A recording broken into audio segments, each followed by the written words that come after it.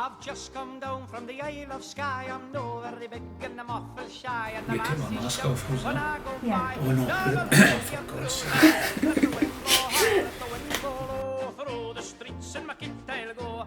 All the lassies say hello. Down and where's your trousers? So can you tell me about how you got into theatre? I would just get through the front door. How did I get into theatre? Well, I think I've always liked acting and actors. One of the first things I remember is coming into Glasgow to see the Rupert the Bear show with my dad. I must have been about 4 or 5 or something like that. Not that I remember too much about it, but I think there was a bear in it somewhere. But after that, I think it was the big pantomimes at the Kings in the Pavilion. Yeah. You know, seeing the likes of Francine Josie and Andy Cameron, Oh yeah, yeah. Stanley Baxter, you know, all these people you've probably never heard of. But yeah, after that, I was actually a bit scared about appearing on stage. It's something I always wanted to do, but I was kind of nervous about it. But what happened was one of my friends, who's now a full-time actor, full-time professional actor, he got me involved with an amateur group in Motherwell. And the very first play I actually auditioned for was called Stags and Hens by a guy called Willie Russell, who you might have heard of. He's a Liverpudlian playwright. I auditioned for that and I got one of the leads, and I was astounded because so many people actually auditioned for the part. Yeah. So my pal, who's a professional actor, didn't get a part, and he was raging. After that, I started acting, joining various groups in the area. Say hello. Oh, Edinburgh! And I started doing a bit of directing, a bit of writing, you know, you name it. There's so many strings to my bow.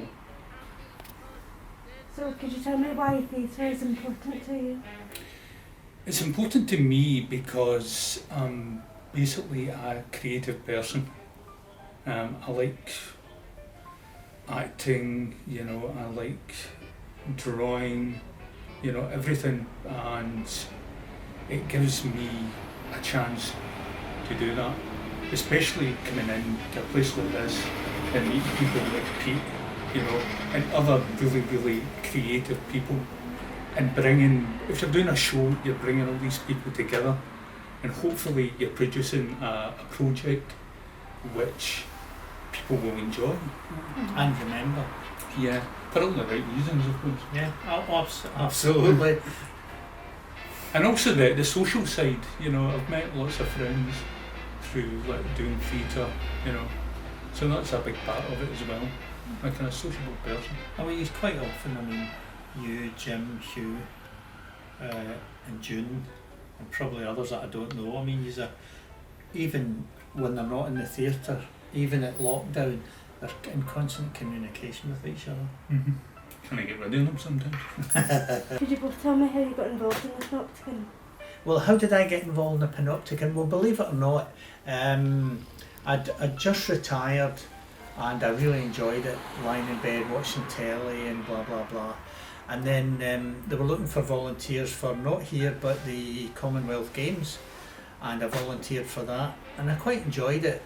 And then I thought, I need to do more of this volunteering lark. And then just by coincidence, there was an advert on Facebook saying world's oldest surviving music hall requires volunteers. And I thought, I quite fancy that. But I was thinking more of the behind the scenes, the technical side, all that. So I came along and Judith spoke to us and I thought, yeah, I want to come back here. At that time it was to help with the technical side or the IT side, things like that. So I came along and I enjoyed it. You know, it's, as David said, it's a good bunch of people here. and they're easy to make friends with.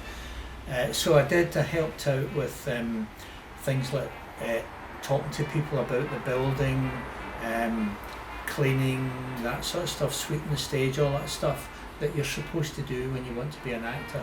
Now, I don't want to be an actor. This is my happy face, sad face, scared face. And you wear that costume all the time? I do. Mm-hmm. So I come in and I did that, and then every now and then, like one time David, he was doing a song, the 12 Days of Christmas, and he asked could I stand like this and point out the lines, and I thought, right, I'll do that, and I quite enjoyed that. And then they were looking for other people to do things, and I said, well, I'm volunteer, I would join the chorus, although I can't sing. Sorry, I can sing just very badly.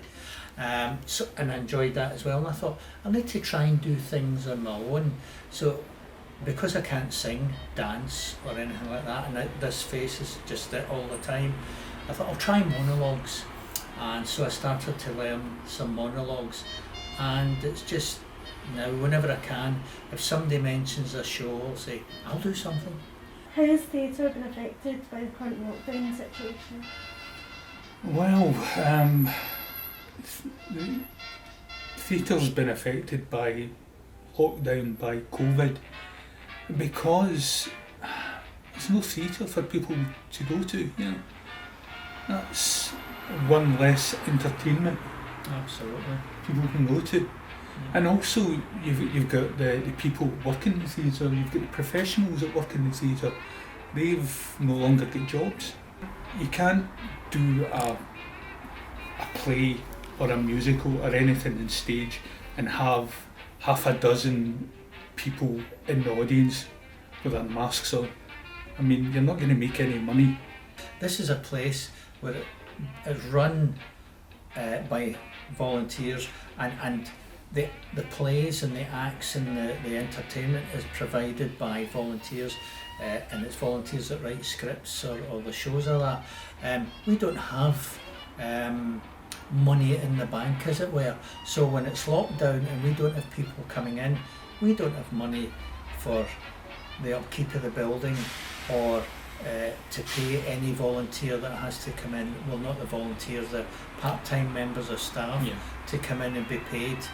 There is furlough, but you know they get next to nothing. You know, one person starts laughing and laughter's infectious, and then the rest start laughing. Or somebody starts crying and walking out, and everyone else starts crying and walks out. And that's just the actors. So thank you for your stories of Panopticon, and thank you for talking to me today. Thank you for coming dressed as an elf. No problem. This is my normal clothes, actually. Don't tell me, please. I'm like David, I'm an elf in safety and shit.